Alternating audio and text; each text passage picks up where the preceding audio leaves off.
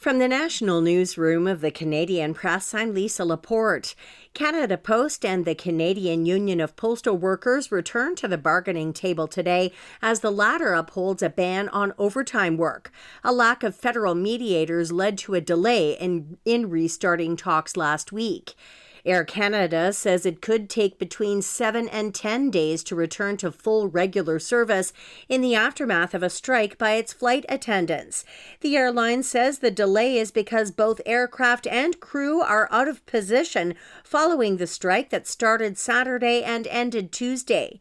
News of the tentative deal between Air Canada and the Canadian Union of Public Employees came early yesterday morning, with the airline saying it planned to operate more than half of its scheduled flights by the end of the day.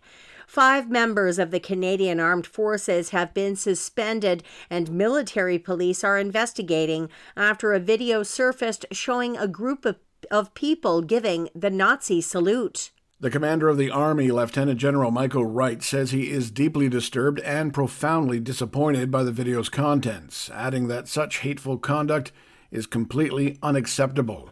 Wright says a member of the public shared the video with the military, which features at least 7 individuals, 5 of whom have been identified as serving members of the Canadian Army. It was taken in 2023 and shows an individual performing a drill in front of a Quebec regimental flag and consuming a substance. Rob Westgate, the Canadian Press. More beaches are closing as Hurricane Erin races toward the U.S. East Coast. Officials are issuing red flag warnings from Florida all the way to Massachusetts.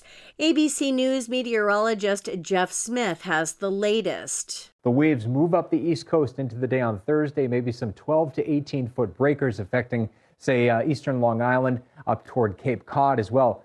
And Erin's not the only game in town. We have other systems coming off of the coast of Africa. One of them has a 60% chance of developing as it heads north of the Leeward Islands during the next 7 days.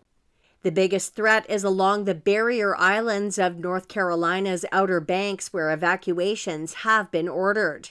And Grammy winner Loy Vay is set to release her 3rd album on Friday.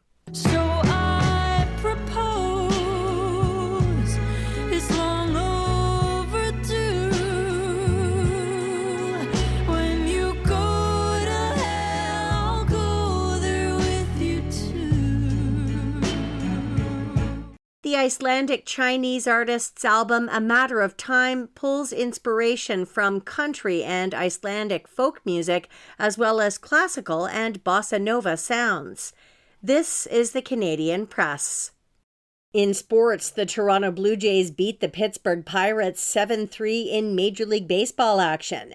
Aruba eliminated Canada from the Little League World Series with a 6-1 win in Pennsylvania.